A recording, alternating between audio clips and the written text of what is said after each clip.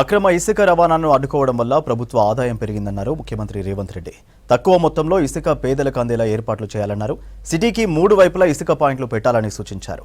ఇక ప్రభుత్వ శాఖల ఆధ్వర్యంలో చేపట్టే నిర్మాణాలకు టీజీఎండీసీ నుంచే ఇసుక సప్లై చేయాలన్నారు ముఖ్యమంత్రి. మహిళా దినోత్సవం రోజు మహిళల కోసం మరిన్ని పథకాలు ప్రారంభిస్తామన్నారు మంత్రులు.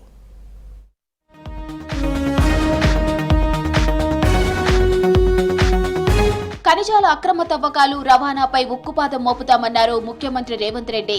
కమాండ్ కంట్రోల్ సెంటర్లో గనుల శాఖపై రివ్యూ చేసిన రేవంత్ అధికారులకు కీలక ఆదేశాలు జారీ చేశారు.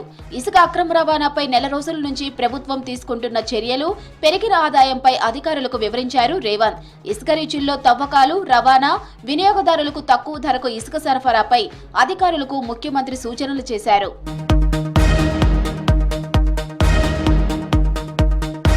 ప్రభుత్వంలోని నీటిపారుదల, ఆర్ఎండ్బి, పంచాయతీరాజ్తో పాటు వివిధ శాఖల ఆధ్వర్యంలో చేపట్టే పనులకు టీజీఎండీసీ నుంచే ఇసుక సరఫరా చేసేలా చూడాలన్నారు. పెద్ద మొత్తంలో నిర్మాణాలు చేపట్టే నిర్మాణ రంగ సంస్థలకు అవసరమైన ఇసుకను టీజీఎండీసీ ద్వారానే సరఫరా చేయాలని ఆదేశించారు సీఎం. తక్కువ మొత్తంలో ఇసుక అవసరమైన వారు కొనుగోలు చేసేలా నగరానికి 3 వైపుల ఇసుక స్టాక్ పాయింట్లు సాధ్యమైనంత త్వరగా ఏర్పాటు చేయాలని ఆదేశించారు. దీర్ఘకాలంగా పెండింగ్ లో ఉన్న మైనర్ ఖనిజ బ్లాకులు వేలానికి వెంటనే టెండర్లు పిలవాలని సీఎం ఆదేశించారు.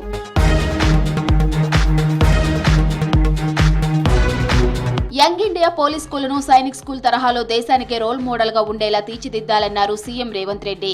విద్యా విధానంలో కొత్త ఒరవడి అవలంబించాలని సూచించారు. స్పోర్ట్స్ పై ప్రత్యేక దృష్టి పెట్టాలని చెప్పారు. హైదరాబాద్ కమాండ్ కంట్రోల్ సెంటర్లో young India police school brochure, website ను ఆవిష్కరించారు సీఎం. స్కూల్ యూనిఫామ్స్ నమూనాలను పరిశీలించారు. యంగ్ ఇండియా పోలీస్ స్కూల్లో పోలీస్ అమరుల కుటుంబాల పిల్లలకు అడ్మిషన్లలో మొదటి ప్రాధాన్యత ఇచ్చేలా చర్యలు తీసుకోవాలని సూచించారు రేవంత్.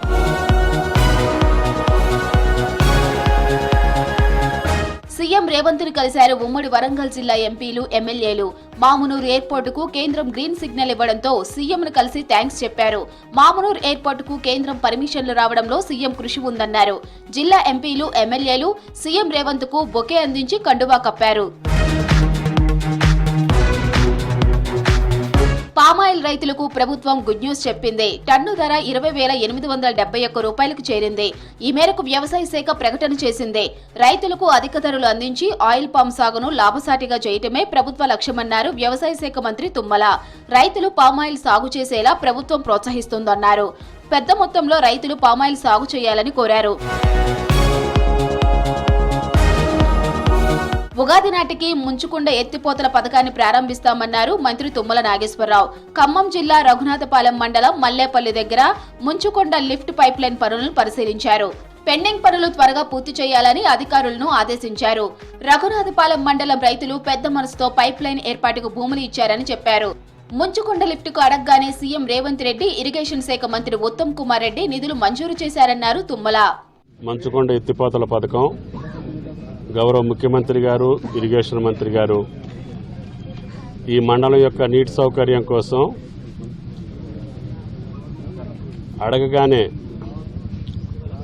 66 కోట్లు శాంక్షన్ చేశారు. 36 చెరువులకి నీళ్లు ఇవ్వాలని, తద్వారా భూగర్భ జలాలు మనకి రైతాంగానికి ఉపయోగపడాలని, ఆ చెరువుల్లో నీళ్లుంటే ఈ మండలం మొత్తం సస్యశ్యామలంగా ఉంటుందని, తద్వారా ఆయిల్ పామ్ యొక్క తోటలకి మనకి నీటి అవసరం ఉంటుంది కాబట్టి తప్పకుండా ఈ కార్యక్రమం పూర్తి చేయాలనే ఉద్దేశంతో నీరా కైఫులను గౌడ కార్పొరేషన్ కు అప్పగిస్తామన్నారు మంత్రి పొన్నం ప్రభాకర్. వాటిపై మాజీ మంత్రి శ్రీనివాస్ గౌడ్ రాజకీయం చేయడం సరికాదన్నారు.